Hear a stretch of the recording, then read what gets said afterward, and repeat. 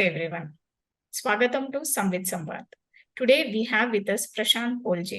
Prashant Pole has done his BE Honours in Electronics and Telecom and has done his MA in Marathi.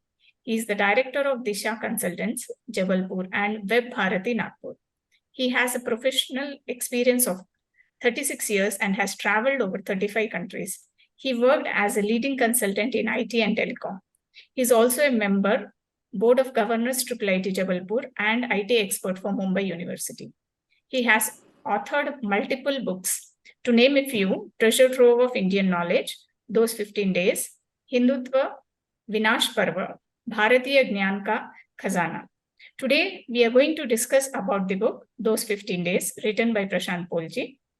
Recently, Prashant Pole was bestowed with Madhya Pradesh Sahitya Academy's Mahadevi Verma Award for his book, Wo 15 Din, which is the original Hindi book.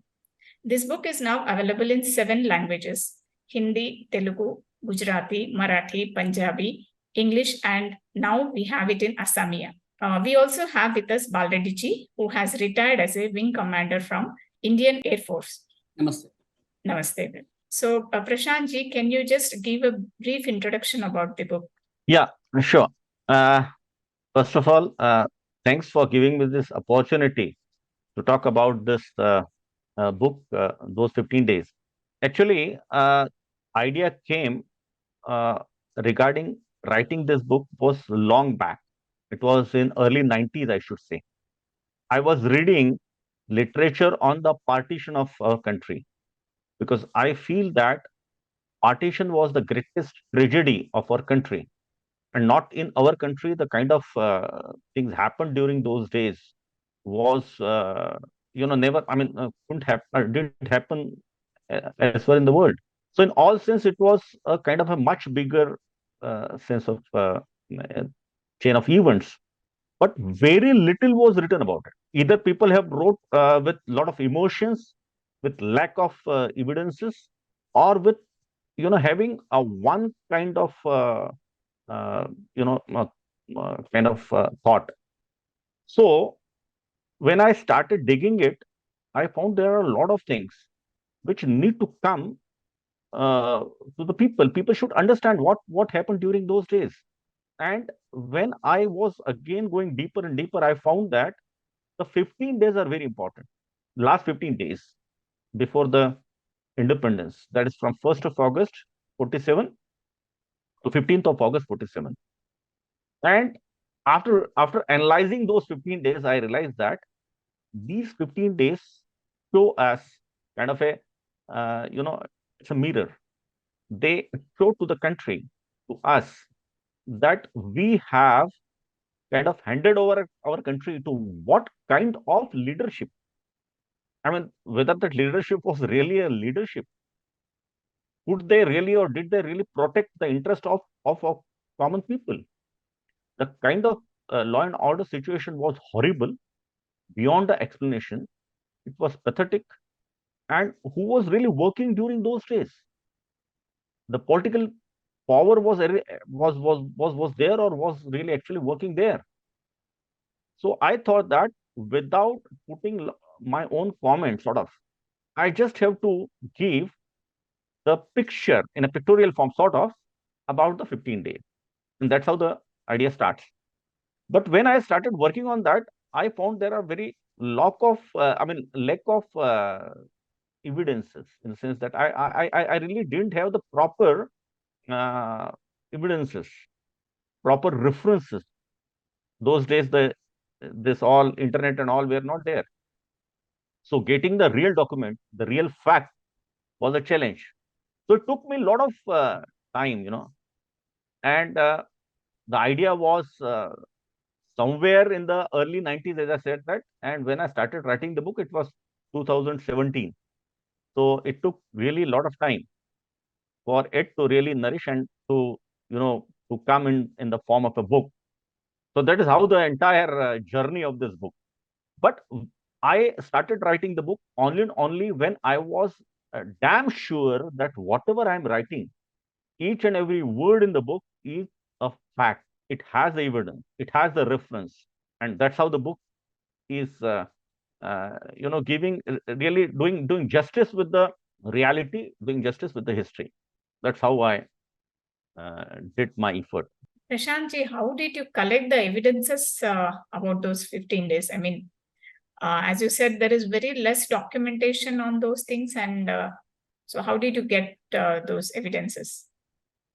Yeah, you're right. I mean, that was a major point. And actually, this point, ignited me to write something on that because, as you rightly said, the evidences are less. And with the time going on, time elapsed, the probably evidences will die on its own natural death, in the sense that evidences may not be there. Probably after 30, 40, 50 years, people may not be even know that what really happened during those days. So then when I started really working on that, uh, I went through the newspapers, various books, various references. I did the cross check in the references, and I found that there are a lot of places where uh, the wrong information was given unknowingly, somewhere knowingly, somewhere unknowingly. But a lot of efforts I have to take, in the sense that I have to spend a lot of time, first of all, collecting the evidences, collecting the references.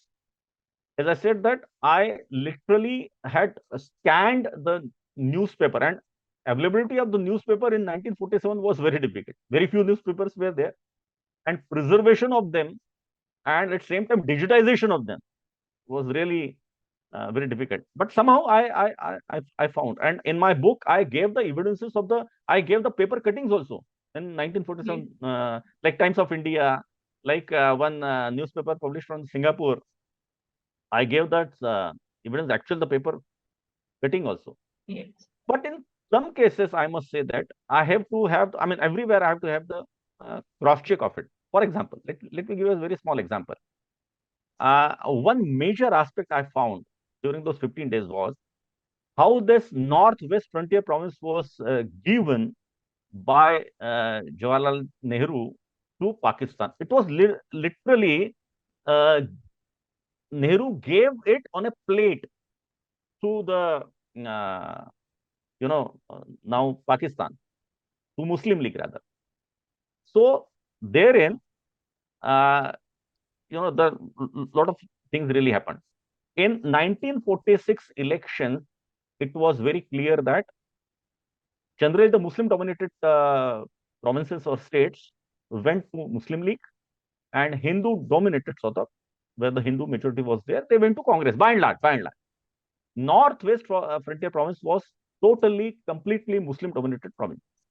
But because of Khan Abdul Ghaffar Khan, who was also called as a Simanta Gandhi for Indians, or Badshah Khan, he was called. So because of him, because he was a strong disciple of Gandhiji, the entire province went to Congress. Out of 50 seats, 30 seats, were won by his part, by Congress. Muslim League got only very few seats. So naturally, Congress was ruling there. On the 3rd June 1947, when the partition was announced, it was clearly understood, it was clearly decided that Muslim League dominated states will go to Pakistan and Congress ruled states will go to Hindustan. A very clear understanding. Everyone was aware about it. Nehruji was the only person, he said that no. Why should we give this to Pakistan or to Muslim League because of just because Congress is ruling? No, Muslims are more in majority, so let's have a referendum. So in the Congress, when 14th June, when Congress Executive Committee was discussing on this matter, Vallabhbhai Patel very strongly opposed this idea of Pandit Jawaharlal Nehru.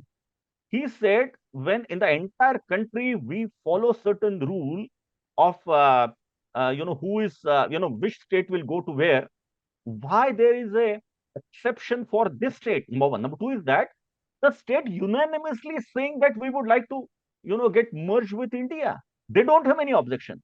So why you have objection?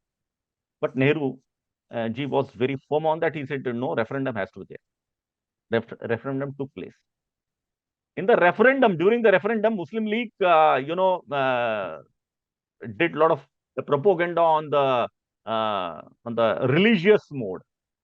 So based on that, Nehru said, no, it's very religious kind of thing, so we will boycott this. So they boycott. Unfortunately, both these decisions were known to Badshah Khan, that is Simanta Gandhi, Khan Abdul Ghaffar Khan, by radio. By radio, he got that. Even they didn't even think that for such kind of decision, Nehru should at least discuss the matter with Badshah Khan. They didn't do that. Then the referendum took place. In a referendum, now why I am telling you all these things, because when I was referring various books, one of the book was title was 1947. Title itself is 1947, and it is written by a very famous author in Marathi, that's Visa Valimbe. Now, Visa Valimbe is a very respected author who basically write books on a lot of research and all. In his book, he gave certain figures of the referendum. And initially I thought that I should go along with that. Then I realized, no, there is something wrong. How come it be like that? I started, recheck it. Then I went to the actual British documents, their archives. And then I found that the figures which was given by Visa Valimbe was totally wrong. Why I told you all these things? Because each and every fact has to be cross-checked once and twice. Then only I have, I have written this. So even there are certain things which are coming from a very reliable source. They may or may not be correct. I mean, that's what I would like to say. Today, all that hard work is giving fruit. So you have 7 translated books, and I think people are reading it, and they're really loving this book. Even I have referred few of my friends about this book. Thanks. So, as you discussed in the book, the roles of many leaders, including Gandhiji, Nehruji, Sardar Vallabhbhai Patel, and Guruji. Can you give me the reason why you have selected only these leaders? Any specific reason to select them? Actually, I have selected the personalities which were really, had the importance during that period, who were actually leading the society by and large. Gandhiji, Nehru, Jinnah, Lord Mountbatten, we understand. Even Baba Sahib Ambedkar ji was there, is basically there. But at the same time, very few people are aware that Guruji, that is the then Sarsanga Chalak of RSS, the chief of RSS, he traveled now today's Pakistan. I mean, that time it was the disputed border, sort of. That was in Sindh province. And everyone was aware that Sindh is going to merge with Pakistan. And the situation was not very good there. A lot of riots were going on. And it was all kind of anarchy kind of things were there. Karachi was somehow, it was okay because it was the then capital of Pakistan so far. But other parts wherein Guruji went to Hyderabad of Sindh by surface. So he had a lot of, threat was there, a lot of things were there, but he traveled because he was really concerned about the Swayam Sevaka, not only Swayam Sevaka, but people, the Hindu, Sikh, and other people. Now, RSS that time was a really strong power, which very few people were aware about. More than that, I would like to highlight one point. On 14th of August, in the morning, in Karachi, Pakistan was born in that sense, that Pakistan's function was there on the 14th of August in the morning. Lord Mountbatten came from Delhi to attend that function, and everything was there. In the same Karachi, on 14th August itself, the Rashtra Sevika Samiti, which was women organizations, the head of Rashtra Sevika Samiti, Mausiji Kelkar, Lakshmibai Kelkar, her name, she went to Karachi. See the courage of a lady.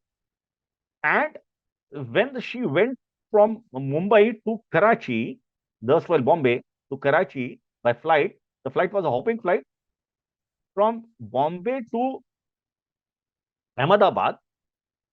There are few Indians were there, including Jayaprakash Narayanji was there, and few other people were there. But after Ahmedabad to Karachi, all Muslims were there. And there are only 2 ladies were there in the flight. See the courage. And on that day, she took a meeting there. with a much larger gathering.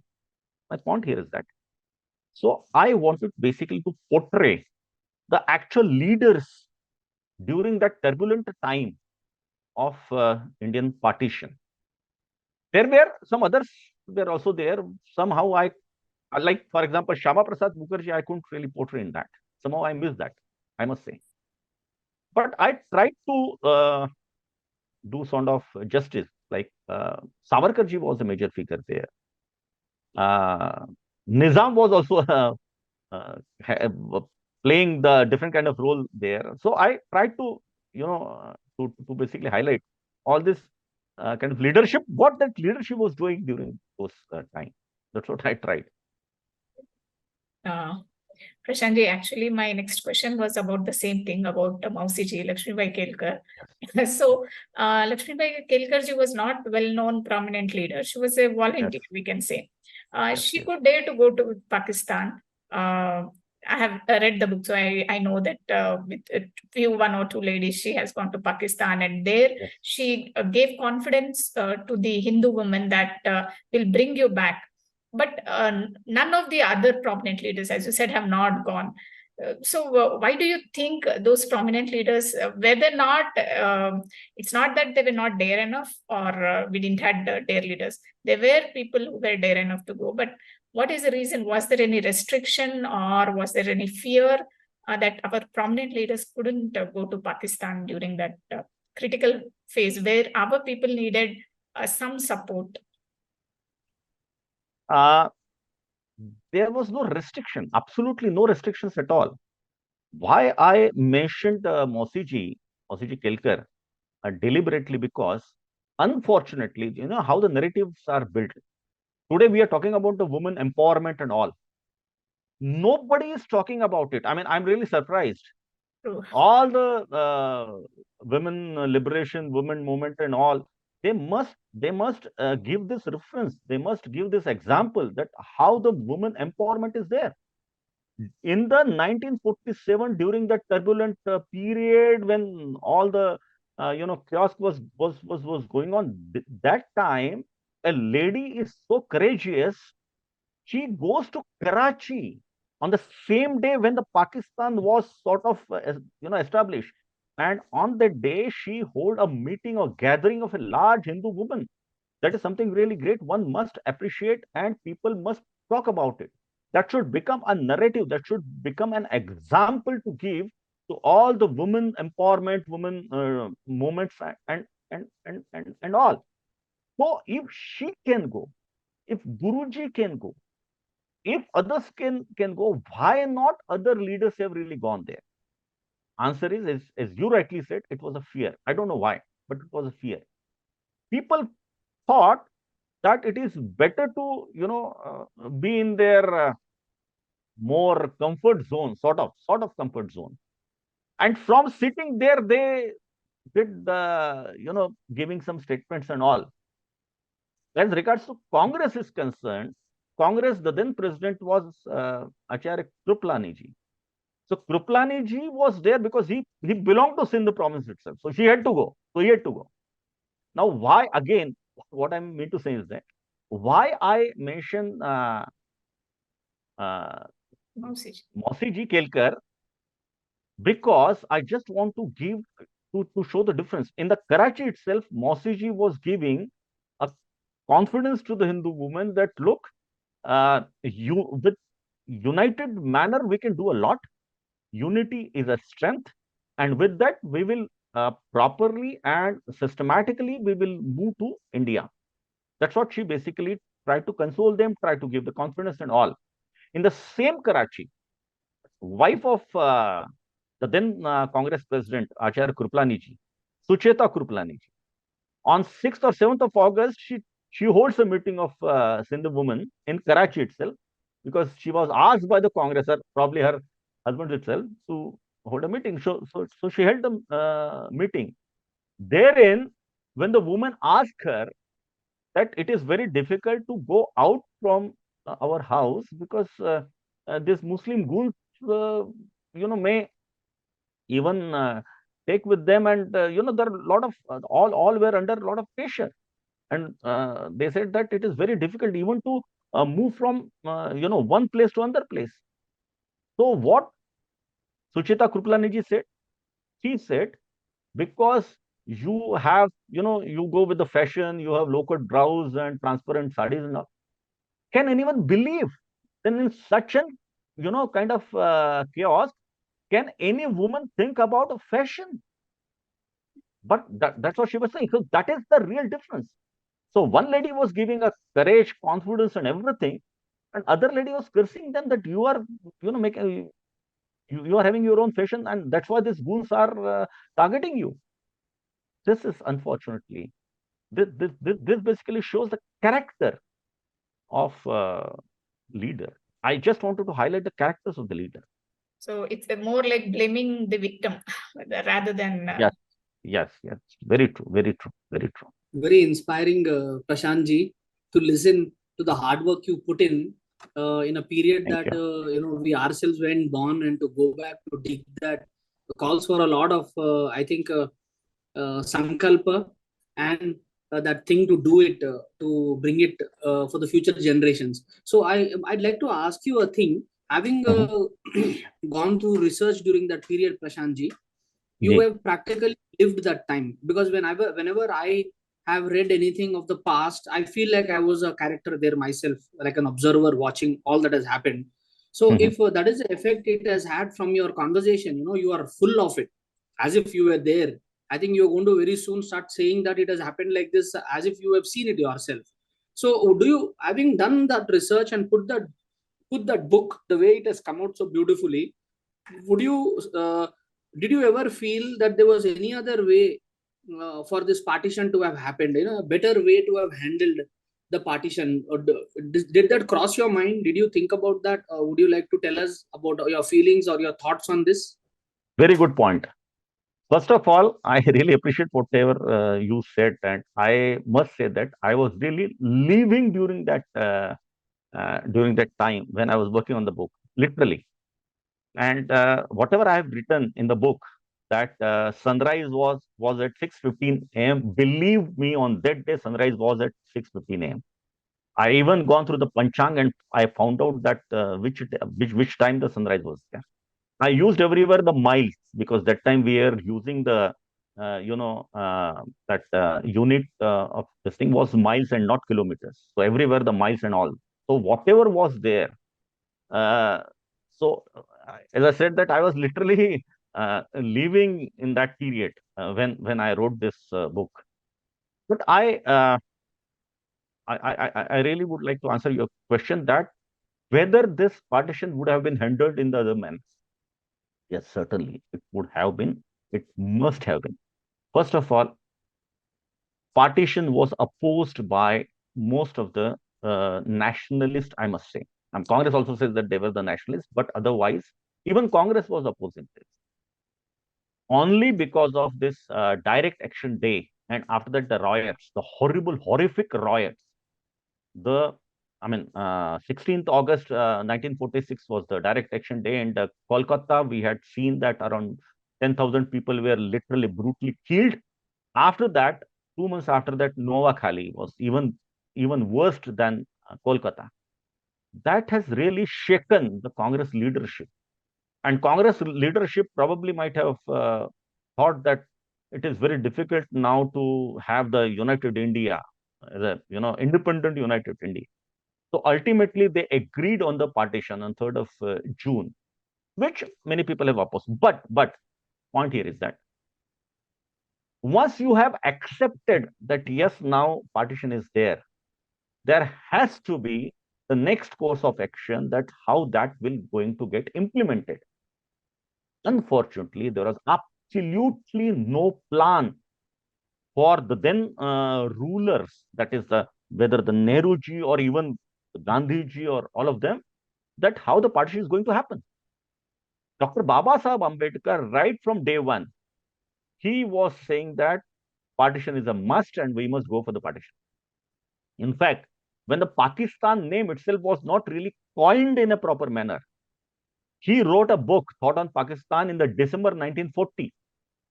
And actually, Jinnah started using the word Pakistan in 1943.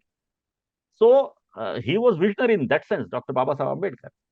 And he was advocating that you must do the partition, but the essential condition for the partition is that there should be the exchange of Hindus and Muslims. The population exchange has to be there, and that for the population exchange you have to have proper plan that how the exchange should take place and all. Other countries did that. It's not India. Other countries did that. If they would have done in that manner, even Jinnah was saying that okay, population exchange is okay. Unfortunately, Congress opposed this. Unfortunately, Gandhiji was saying again and again to the people, because when he went to Wah, I mentioned in my book, when he went to the Wah, Wah Kent was a very small town, but there was some shibir was there, some camp was there. Therein, when people asked that ethnic, because Wah was to be was supposed to go to Pakistan, now it is in Pakistan. So they said, okay, let us, you should, put us in somewhere in the east Punjab. It was West Punjab. It was East Punjab. At least we'll be in India. Gandhiji said, why you want to go to East Punjab? Why you want to go? Why you want to leave this country? Why you want to leave your place? You will be there. You will be proper. You will not have any problem. Because what Muslim League wanted to have? Muslim League wanted a separate country, which they got. Now, when they got this separate country, what should be the problem? You be there, you will not have any problem. Unfortunately, based on his words, based on words of Nehru, many people stayed back in now Pakistan. And the worst riot started not before 15th of August, but the worst riot started after 15th of August. September and October were the worst riot hit, days and months in the history. That was unfortunate. So I really appreciate your question that it would have been done in a proper systematic manner, which people were saying. Unfortunately, I don't know which school of thought they were really thinking on. They were really thinking in what manner, but Congress, Gandhiji, Nehru, they didn't really accept the concept of population exchange. And that was a problem. And because of that, more than 1.5 million people have lost their lives. That was horrible. Thank you, Prashantji. That's, I think, the biggest disaster in this, without the human exchange. It's just people were left to themselves to fend for themselves. Only an organization like RSS was trying to do its best on the ground. Can I ask you another question, Prashantji? From your initial conversation, you said about how the newspapers have been very handy for your research. Yes. And maybe articles, and you also talked of the archives of the British. Yes. So where do you place all, you can say, one is print media, only newspapers, or were there some other material that was available in print media that you accessed, and how important was the role of print media for your research? And even during that period, was that actually influencing people, or was it only read by the high-end influential people who were well read? What exactly is the role of the print media on that entire pre 15th August and post 15th August period, during that period? You're right. Actually, print media was the only media, that's the only source, I must say, that was really available. There was no other kind of material which is available. In print media, when I say there's newspapers, some magazines, and books, the reference books. So I studied a lot of books. In my this book also, I gave the list of reference books which I have really referred. I have read all the entire book, whatever the list I have given, plus the newspapers, plus some websites and all, which I had gone through. Website means basically some documents were there. Print media during that time was supposed to be an instrument by which people can have, some awareness about what is happening and all. But the reach of the print media was not really much during 1947. So many, newspapers were doing their job properly, but their reach was limited. Number two is that till 15th of August, we were under the British rule. So there were a lot of limitations were there, what to print and what not to print. For example, when Lahore and Amritsar, there was a riot on 6th, 7th, 8th of August in 1947. Just after a week's time, rather, sort of, we were supposed to be independent.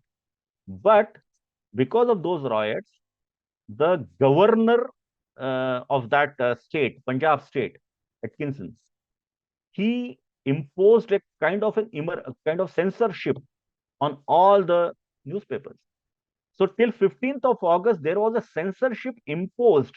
So there were very horrific riots were there in Lahore and Amritsar and in that area and a lot of areas, a lot of towns and villages in Punjab. Unfortunately, it couldn't come in the newspaper because it couldn't come in newspapers. In those days, the other services were news services were not there much effective, and hence it was not aware about the to the entire country. Somehow now some examples, some books, some references wherein you can cross check and on, they are there. Like for example, in my book, whatever the incidences I have refer, they are not the fiction. Like I mentioned incident of Veer Bhan. Veer Bhan was assistant director in Department of Industries. I mean, let's try to understand. He was a very senior official, senior officer in the government of India. He was in Lahore, and seeing all that horrific things, riots and all, he thought that let's go back to India. I mean, Delhi and all. So he did everything, and his driver was a Muslim.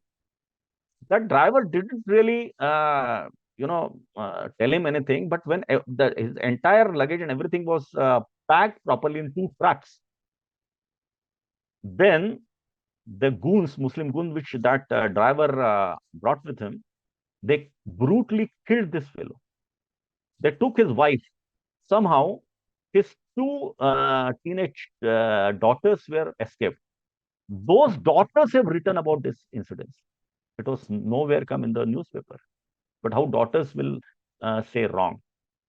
Similarly, regarding one Lahore Gurudwara, I have mentioned that how one fellow had that Patshay Gurudwara, that fellow had started riots and all.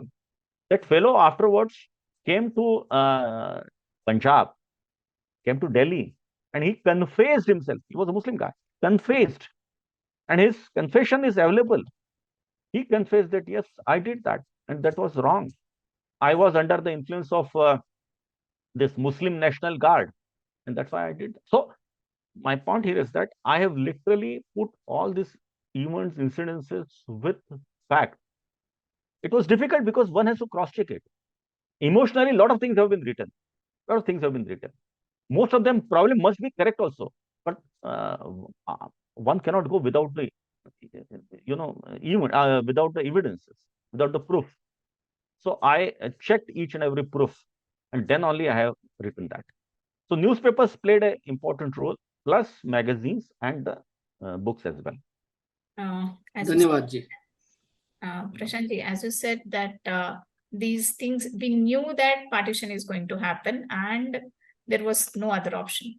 But when you know there is some risk or there is some crisis, you need to get prepared to handle it. So what might be the reason that they have not prepared for it? Or is it that what do you say, happiness of getting freedom was more important than the crisis or a problem they are going to face, they have to face? I think you have raised a very, very important point. Okay, now let me discuss this. Which was the largest political power during that time? It was Congress. Congress. Right? It was Congress. Yes. Now, you try to find out what the largest political power in the entire United India, the entire country. Congress was the entire country. What does Congress did during that 1947 partition? What they did? What was their role? You will find, because I tried, I tried to dig each and everything. I tried to find, at least I can get one example, one evidence wherein Congress has, has opened some kind of relief camp for the people who are coming from the erstwhile Pakistan to India and all such things. Not a single example. Not a single example. They didn't help the people, Vistapit, who are coming from Pakistan to India. Because unfortunately, they are living in some heaven wherein they were thinking that why people are, living their places. They should be there itself, unfortunately. The only organization which was doing something was Rashtriya Swayamsevak Sangh, RSS. And you will find, hundreds of examples wherein the RSS have opened the camps. RSS literally risk the people. And not only RSS, there are a lot of Congress leaders who have confessed this, who have said on the record that only because of RSS Swayamsevaka, their family, they could survive in the entire, there's all this happenings. So RSS, Arya Samaj, then Hindu Mahasabha, these are the people who are really doing something. And Congress was zero, Congress was nil. Now, why they didn't do anything? Because during that entire period, Congress workers in the that disputed area, I should say, that Punjab, Sindh, and all, wherein most of the killings happened, they, they came to India. The first people who came to India were the Congress workers. Probably they were aware about it that they couldn't get survive there. Unfortunately, they flee the first. So there were, they didn't have the courage. They didn't have anything to really go to those places, disputed places, and to survive their brothers, their sisters. They didn't do anything. That was very unfortunate part of it. Probably they are confused. Probably they are didn't have the courage to do this, or I don't know why, but they didn't do anything. And that was the very unfortunate part, I must say, because there was, except RSS and Arya Samaj and some other organizations, there was no one to risk to help these people. You can imagine the around 1.5 crore of people were displaced. Now, 89, most of them have come from erstwhile Pakistan to India. Because from here to India to Pakistan, some people are trying to portray that 50-50. No, it was not 50-50. Because in India, nobody forced the Muslims to go to Pakistan. Rather, the Muslims who have really done this in Uttar Pradesh, in Bihar and all, very few Muslims have gone to Pakistan. Most of the people, which includes the Punjabis, the Sikh, Sindhis, and all, they came from the Balochistan, the Northwest Frontier Province, from Sindh, from Punjab and all. So, unfortunately, Congress didn't do anything to risk them. That was unfortunate part of it. So not just and unfortunately, this couldn't become a narrative. Even the political parties didn't ask the questions. Congress asked the question that what you did in the for the independence, this and that. One should ask them question what Congress was really did in the entire this thing. There's really unfortunate part, because if they have done something, it was really it would have must been appreciated, because that was the largest and very powerful political party. Political party can do a lot of things. They didn't do, unfortunately. So as you said, it was not just as a party Congress didn't do anything, but even the Congress individual leaders have not taken any steps to support the Hindu in Pakistan. You are right. Just add one thing, which is probably may not be really significant. Probably you may think that not significant with this, but let me quote another example. They didn't do, I agree that they didn't do any help or any risk to the Hindus which are coming from Pakistan to India, number one. But their attitude is such that in 1971, genocide of Hindus in Bangladesh, the then Congress ministry tried to censor the news that around 30 lakhs of people, Bengalis, were killed, and out of which 80% are Hindus. That was a genocide. Even in India, people were not aware that so many people, more than 2 million Hindus were killed in Bangladesh in only a couple of months. They didn't even tell, unfortunately. Yeah. And I think by that time we had other channels like radio and television, but even then we had very coverage of these such news. Yeah, it was filtered. It was totally filtered. It was censorship, sort of. So, as Yeah. you have written in the book that Maharaja of Kashmir has invited Gandhiji for the talk and the deals. Gandhiji visited Kashmir late, and I think he gave very less importance to that meet, and he met a few more people who were not that important in those decisions. So, can you just give some information about it? Let me put a small correction there. Maharaja Hari Singh, the Maharaja of Kashmir, didn't invite Gandhiji. On the contrary, he wrote a letter to the Mountbatten saying that that no leader should visit Kashmir this time because we are not in a cool state right now. So he was not really willing to receive Gandhiji. So Gandhiji didn't came to Kashmir on the invitation of Maharaja. Okay. Gandhiji went on his own. This was his first and the last visit in his life. Now, when Gandhiji visited Kashmir, you are right that instead of meeting Maharaja and to convince him that he should be in he should merge with India. He should be part of India. Instead of that, he said that no, if I will say like that, then it will be against my image because I am for Hindus and Muslims for both. So I am not only for uh, for only Hindus. So I am so I will not say so. I will not say so. So he didn't mention. So probably if Gandhiji would have convinced Maharaja that time, even Kashmir problem would not have been there. Because that time probably because Maharaja actually wanted someone should tell him in the sense that he was in that mood. But Gandhi didn't say anything. And rather he met with the National Conference leaders, whose leader, Sheikh Abdullah, was under arrest. He was arrested by the Maharaja because he was doing against the state. So, in fact, Maharaja, rather the other way, I can say that Gandhiji wanted to spend the rest of his life, after independence, in Pakistan. Oh. Unfortunate part is, in that Times of India, that paper cutting which I have given in the book, wherein the heading was that because he mentioned in Lahore that yes, I want to spend my rest of life in Pakistan. Unfortunately, forget about Jinnah, forget about Liaquat Ali Khan, who was the then Prime Minister.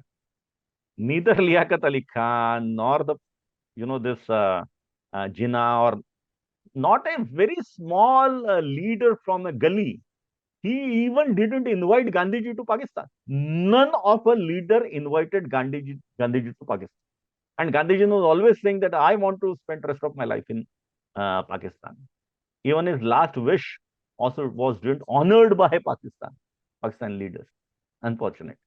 Okay. So we have with us Shailaja ji also. I think there is some audio problem with her.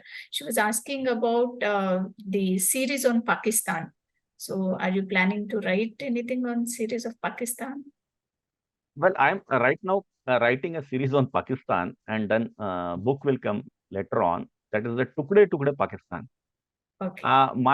My submission there or my idea behind writing this series is why Pakistan was built. Pakistan was built because they wanted to have the religious country. What happened to this religious country? They, after few years, 1947 it was formed, and 1971, only in the 2 decades, the major part of it, which was Muslim, that part was totally came out from the Pakistan itself, Bangladesh, which now it is a Bangladesh. First, while it was East Pakistan. Then, in so many years, what Pakistan did? Pakistan have killed a lot of Muslims itself. In Balochistan, what they are doing? They are killing the Muslims. In Northwest Frontier Province, they are killing the Muslims. In POK, they are killing the Muslims. Even in Sindh, they are killing the Muslims. So they killed Muslims in Bangladesh. They killed Muslims. They are killing Muslims in Pakistan itself. So, I mean, and today the economic state of Pakistan is horrible. We all are aware it's a failed state. So why Pakistan was there? Why partition was there? Who has gained out of partition? That was my submission. So, can you just give some more brief about your book, Tukde Tukde Pakistan? I mean, well, in Tukde Tukde Pakistan, basically, I have I'm basically giving this picture that how each and every state in Pakistan want a freedom. For example, the Balochistan. When Pakistan was formed, Balochistan was not a part of it. Balochistan got freedom on the 11th August 1947. So Balochistan was not in Pakistan. It was an independent, separate country on 11th August 1947. However, in the March, I think 27th March 1948, forcefully Pakistan occupied that Balochistan. So Balochistan never wanted to, come with or to go with Pakistan. Balochistan wanted to have a separate country. Similarly, so Balochistan, anyway, if China would not have been there in Balochistan, because a lot of projects of China is going on. Gwadar port they wanted to have. And that's why China's a lot of, I should say, their force and all are is basically there. China is building the road and all for Balochistan. So if China would not have been there, Balochistan would have been separated even much earlier. Same with Northwest, the frontier province. This all Pathans really do not want to be with Pakistan. They also want to be a separate this entity. POK, we are aware, probably the first state which will go out from this thing is POK. So whether the Gilgit-Baltistan or this POK is concerned, or this Balochistan and all, every state today wants to come out from Pakistan, and today the youth in Pakistan is basically asking why we did this partition when India is basically flourishing, such a great country. Indian economic conditions, such a flourishing, is such a very strong economy is there. What we are basically. So Pakistanis by and large, they do not want their current state. Pakistan is a failed state today. And very soon, it may take some time, but very soon, Pakistan will be disintegrated in smaller countries. That is going to happen. It may take 1 year, may 10 years, may 20 years, but it is going to happen. Dhanyawad Prashantji. We really had a very detailed view of what had happened in those days. Though it has not covered the whole book because I have read it, but we have got glimpses of what has happened in those 15 days. And we are happy about the new book also, Tukde Tukde Pakistan. The title itself is very tempting. So, Dhanyawad for the really nice talk. And Dhanyawad ji. We really think that your book, those 15 days, should be translated into many more languages. And we are waiting for a few more books from you. Dhanyawad. Thank you. Dhanyawad. Dhanyawad. Dhanyawad ji. Prashant ji, namaste. Dhanyawad. Namaste. Dhanyawad. Dhanyawad. Dhanyawad. Namaskar. Dhanyawad.